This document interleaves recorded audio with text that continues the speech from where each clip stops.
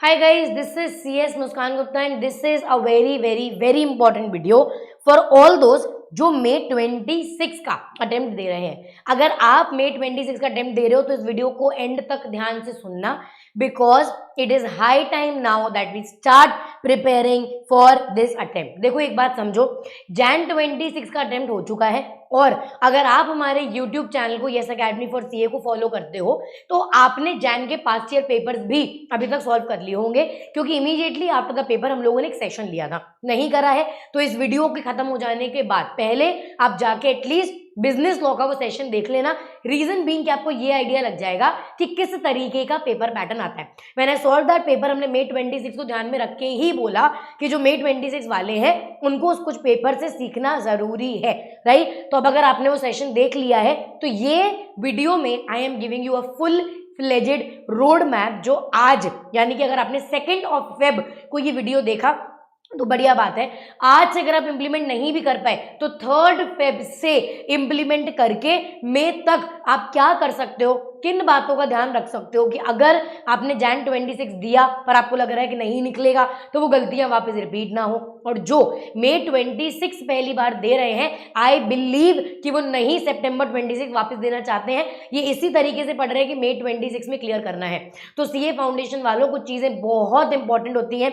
Specifically I am talking about business law today. कुछ चीजें बहुत इंपॉर्टेंट है जो बिजनेस लॉ में आपको पता होना जरूरी है, एंड अगर आप मई 26 टारगेट कर रहे हैं तो आपको अभी से पढ़ना जरूरी है। तो हम आपको पूरा रोड मैप समझाने वाले हैं कि अभी से लेके मई तक आप क्या कैसे डिवाइड कर सकते हो। एंड यस, अभी I am telling this to you about business law, same चीज आप बाकी सब्जेक्ट्स में भी इंप्लीमेंट कर पाएंगे। पर बिजनेस लॉज में आई डोंट वांट कि मई 26 में आप कोई भी गलतियां रिपीट करें। कुछ कॉमन एरर्स हैं जो बच्चे रिपीट करते हैं, आई डोंट वांट कि वो वापस हो, इसलिए अपन आज ये डिस्कस कर रहे हैं, ठीक है। अच्छा, अगर हम आपसे स्पेसिफिकली बोले फेब, मार्च, अप्रैल और मई, ठीक है। अगर आपको वहां दिख रहा होगा, हमने वहां पे लिखा है 10th मई, I have written 10th May. Why? क्योंकि 10 मई तक की ही डेडलाइन है। बेटा अपन कैलकुलेशन ही गलत करते हैं। आपका जो पहला पेपर होगा है ना, मई में जो आपका पहला पेपर होगा उसके पहले के 3 से 4 दिन आप फ्री रखते ही हो, है ना। क्यों? क्योंकि आप आपके पहले पेपर के लिए पढ़ रहे होते हो। तो मोटा मोटी आपका 10th मई तक पहली चीज सब कुछ वाइंड अप हो जाना चाहिए। अच्छा मैम, अब जब आप कहते हो सब कुछ का मतलब क्या है? पहला, आपके लेक्चर्स और लेक्चर्स के साथ जो आपकी सेल्फ स्टडी है वो आपका खत्म हो जाना चाहिए। हम यहाँ पर ऐसे लिख दे रहे हैं, ठीक है। लेक्चर्स और लेक्चर्स के साथ की सेल्फ स्टडी, फिर आपका रिवीजन, और सबसे important at least for business law का paper is your answer writing practice, ठीक है। 3 चीजें, लेक्चर्स, आपका सेल्फ स्टडी, रिवीजन और आंसर राइटिंग, ये आपका मई तक होना चाहिए, दैट इज 10th मई। अब इसको अपन लोग डिवाइड कैसे करें? देखो यही चीज सबसे इंपॉर्टेंट है। अगर आप आपके लिए खुद से एक प्लान बना पा रहे हो, वेरी नाइस। नहीं बना पा रहे हो तो एटलीस्ट इसको फॉलो कर लेना, ठीक है। नाउ आई वांट यू कि आप इस वीडियो को पॉज करो और एक पेपर पेन अपने पास लेकर रखो, ताकि आप ये रोड मैप खुद अपने हाथों से अपनी आंखों के सामने बनाओ, तो आपके दिमाग को प्रोसेस हो कि क्या कब और कैसे करना है, ठीक है। पहली चीज, 2 फेब, यानी कि 2 फेब दैट इज टुडे। अगर आप आज से स्टार्ट करो तो ठीक, अदरवाइज 3 फेब, ठीक है। 2 या 3 फेब जिससे भी आप शुरू करो, बट कायदे से आई बिलीव आपने अभी तक स्टार्ट कर दिया होगा। नहीं करा है, take this as an reminder, अभी के अभी पढ़ना स्टार्ट कर दो, ठीक है। तो 2 फेब या हम मान के चल रहे 3 फेब से लेके 31 मार्च तक। बेटा आपको फेब का पूरा महीना और मार्च का पूरा महीना मिल गया, ठीक है। तो फेब और मार्च, ध्यान रहे भाई, फेब 30 या 31 का महीना नहीं होता है, तो अपने पास उतने ही दिन है, राइट। तो आपको फेब और मार्च का पूरा महीना मिल गया है। 31 मार्च तक कायदे से अगर अपन टाइमलाइन के हिसाब से चले तो आपका पूरा सिलेबस कंप्लीट हो जाना चाहिए। अगर आप पढ़ रहे हो, आप लेक्चर्स देख रहे हो, आप बुक रीड कर रहे हो, तो आपका 31 मार्च शुड बी द डेडलाइन।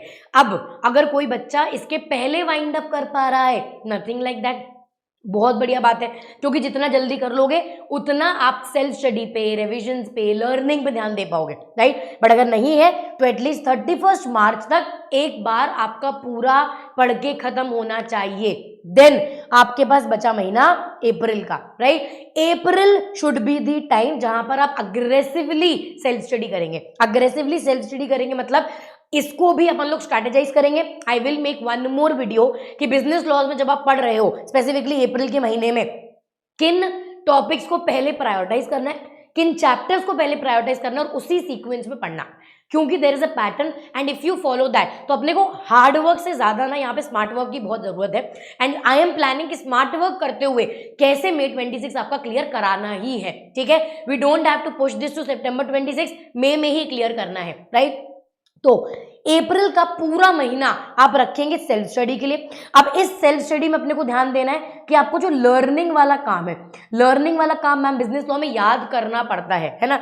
क्या याद करना पड़ता है? कंसेप्ट तो ऑब्वियसली याद करना पड़ता है, बट सेक्शंस याद करना पड़ता है, हमको केसेस याद करना पड़ता है ना। तो अब सेक्शंस और केसेस आपको याद करना पड़ेगा, कंसेप्ट आपको याद करना पड़ेगा और उनका इम्प्लीकेशन सीखना पड़ेगा।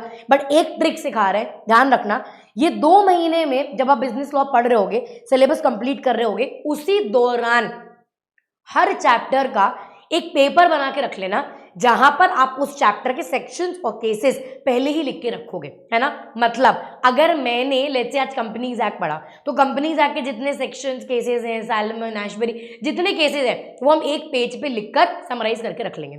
तो जब आपका ये मार्च में खत्म होगा, तब तक you will have separate paper, separate notes of yours, जहां सिर्फ सेक्शंस और केस लॉस की बात थी। अगर ये आपने तभी कर लिया तो यहां पर आपका काम बहुत ज्यादा आसान हो जाता है। एंड ध्यान रहे, क्योंकि फेब से 31 मार्च तक का ही टाइमलाइन अपन रख रहे हैं पढ़ने के लिए, so you have to be very aggressive. और आप कुछ भी चीजें बात के लिए नहीं छोड़ सकते हो। जैसे नॉर्मल टेंडेंसी में बच्चों की आदत होती है कि पढ़ते टाइम पे सोचेंगे कि मैम चलो ये वाला टॉपिक हम एक बाद में देख लेंगे, वो टॉपिक हम बाद में देख लेंगे। नहीं, अगर किसी भी टॉपिक से आपको ऐसी फीलिंग आए ना कि ये टॉपिक बाद में देख लेंगे, देखो अगर जितना डिले करोगे ना उतना वो टॉपिक और डिले ही होता जाएगा। तो अगर किसी भी टॉपिक पे ऐसी फीलिंग है ना कि मेरा अभी पढ़ने का मन नहीं, इनफैक्ट तब ही पढ़ लेना। Eat the biggest rock first, मतलब जिस टॉपिक पे तुम्हें सबसे ज्यादा त्रास आ रहा है, प्रॉब्लम आ रहा है, उस टॉपिक को सबसे पहले करो। व्हाई? बिकॉज जैसे जैसे दिन कटते जाएंगे ये टॉपिक और डिफिकल्ट ही होता जाएगा। पर अगर आप उसको पहले ही निपटा लो तो ये टॉपिक आपके लिए बाद में जाकर आसान हो जाएगा। It will not be problematic for you. तो इन कुछ बातों का ध्यान रखना, ठीक है। अच्छा, अप्रैल तक आपका पढ़कर एक बार रिवीजन कर कर भी खत्म हो चुका होगा, है ना, अच्छे से याद कर खत्म हो चुका होगा। तो मई के 10 दिन यानी कि 1 मई से लेके 10 मई में यहां पे आपने करना है aggressively answer writing practice. In fact I would suggest, अगर आप अप्रैल में तो फेब और मार्च में जब पढ़ रहे हो, अगर आप यहां पर भी आंसर राइटिंग प्रैक्टिस करते हो चलते हो, that's very good. I have already given एक एमआरपी की बुक। एमआरपी की बुक मतलब मैम एमटीपी, आरटीपी, पीवाईक्यू सब कंपाइल्ड है चैप्टर वाइज, ठीक है। So let's say for example companies act का एग्जांपल अपन ले रहे थे, तो कंपनीज एक्ट का पहले एमटीपी, फिर RTP and then past year questions, right. ये कंपाइल्ड है एक ही बुक में सारे चैप्टर वाइज। तो आप ये सॉल्व करते रह सकते हो simultaneously, which is very very very good. और बाई चांस अगर आपने अप्रैल में ऐसा कुछ नहीं करा है तो बेटा 10 दिन तो आपको डेडिकेटेडली सिर्फ और सिर्फ आंसर राइटिंग पे बेयर मिनिमम देना है, ठीक है। क्या बोल रहे हैं? बेयर मिनिमम 10 दिन आपने देने हैं। व्हाई? क्योंकि बिजनेस लॉ में आंसर राइटिंग बहुत जरूरी है। अगेन इट्स अ रिक्वेस्ट, अगर फेब, मार्च और अप्रैल में जब आप पढ़ रहे हो साइमल्टेनियसली आंसर राइटिंग करते चलो, दैट्स इंपॉर्टेंट। बट अगर नहीं कर रहे हो तो मई में 10 दिन तो आपको स्पेसिफिकली क्या करना है? एमटीपी, आरटीपी एंड पीवाईक्यू, ठीक है। आपने क्या करना है? आपने एमटीपी के क्वेश्चंस लिखकर सॉल्व करने हैं, आरटीपी के क्वेश्चंस लिखकर सॉल्व करने हैं एंड पास्ट ईयर क्वेश्चन लिखकर सॉल्व करने हैं, जिसमें Jan 26 आपका लेटेस्ट पेपर होगा, है ना। So what you can do is, पूरा खत्म हो जाने के बाद 10 मई को 3 घंटे का टाइमर लगाकर, क्योंकि आपको 3 घंटे का पेपर में समय मिलता है, 3 घंटे का टाइमर लगाकर आप Jan 26 का एक बार पूरा पेपर लिखकर सॉल्व कर सकते हो, to understand and be absolutely 110% prepared कि पेपर कैसे लिखना है, ठीक है। तो अगर बिजनेस लॉ प्रिपेयर कर रहे हो, ध्यान रखना कि आंसर आप कैसे प्रेजेंट करते हैं पेपर, इस पेपर में ये बहुत इंपॉर्टेंट है। So answer writing practice is the key. ज्यादातर बच्चे क्या करते हैं कि वो एग्जाम तक रटते रहेंगे, पर क्या होगा जब आंसर लिखने की बारी आएगी, आपको याद तो सब है पर प्रेजेंटेशन पे आपने कभी ध्यान दिया नहीं, तो आप आपका 100% नहीं दे पाते हो। तो प्लीज ध्यान रखना, अगर आप भी उन्हीं बच्चों में से जो सिर्फ रटते जा रहे हैं, तो आपको उसके साथ साथ आंसर राइटिंग प्रैक्टिस ज्यादा जरूरी है। दिस इज वन पेपर जो आपने 11th या 12th में नहीं पढ़ा है, तो आपको सबसे ज्यादा काम आंसर राइटिंग प्रैक्टिस पे ही करना है। मतलब जितनी कॉपीज आप भर सकते हो लिख लिख कर सॉल्व करने में, उतना करना है। And remember one more thing, and that would be the last hint of the day, आप देख कर पेपर सॉल्व नहीं करोगे कि ठीक है I've read the question, I've got the idea what is this question paper about. नहीं, आपने अगर क्वेश्चन पढ़ा, you have to write it down. ठीक है। अब किस तरीके का पेपर पैटर्न आता है, किस तरीके के सवाल आते हैं, है ना, किन चैप्टर्स को प्रायोरिटाइज करना है, इस पे I will upload another video, so stay tuned on the channel. Meanwhile make sure कि नथिंग एल्स एटलीस्ट मे तक आप ये रोड मैप फॉलो करोगे, ठीक है। That is which is starting from 2 और 3 Feb टू 10 May। अगर कोई बच्चा ये वीडियो बाद में भी देख रहा है तो भी बेटा आप जब से देख रहे हो तब से ये रोड मैप फिट इन करके आप फॉलो करना स्टार्ट कर दो, बिकॉज ये कुछ चीजें हैं जो आप मिस आउट नहीं कर सकते हो, है ना। एंड आई रियली वांट कि जैन में जो गलतियां बच्चों ने करी हो मई में बच्चे गलती रिपीट नहीं करेंगे। And trust me, if you do this आपका काफी चीजें आपका पेपर आते आते सॉर्ट हो जाएगा, ठीक है। So make sure at least you follow this road map. इसमें अगर किसी बच्चे को अपने चेंजेस करना है, अपना कुछ पॉइंट ऑफ व्यू इनकॉर्पोरेट करना है, please feel free to do that, है ना। हर किसी का अपना तरीका होता है करने का, बट ईदर केस में आपको ध्यान रखना है कि 10th May is the date where you wind everything up. सब कुछ आपका खत्म हो जाएगा 10th May तक। आपने answer writing practice, self study, lectures completion सब आपका होना चाहिए। आंसर राइटिंग प्रैक्टिस पे सबसे ज्यादा ध्यान देना, ठीक है। So this is your road map for May 26। और भी काफी सारी चीजें हैं, जैसे कि आंसर राइटिंग करते टाइम पे किन बातों का ध्यान देना है, पेपर पैटर्न किस तरीके का आता है, कैसे क्वेश्चन को कैसे अप्रोच करना है, या फिर किस तरीके के चैप्टर्स पे ज्यादा ध्यान देना है। कॉन्ट्रैक्ट में 9 यूनिट्स हैं तो उसको कैसे प्रायोरिटाइज करें, ये सारी चीजें अपन डिस्कस करेंगे। I will make videos for that as well, you stay tuned, but make sure कि you follow this road map and make sure कि यहां से लेके मे तक सब कुछ त्याग दो, only work for your attempt. May के बाद खूब मस्ती करना। Yes, so again this is CS Muskan Gupta. I'll see you guys again in another video. बाकी there are certain notes as well जो हम लोग आपको टेलीग्राम चैनल पे भी डालते रहते हैं। टेलीग्राम की लिंक आपको इसी वीडियो के डिस्क्रिप्शन में मिल जाएगी, तो आप फटाफट से जाकर उस टेलीग्राम चैनल को ज्वाइन कर लो।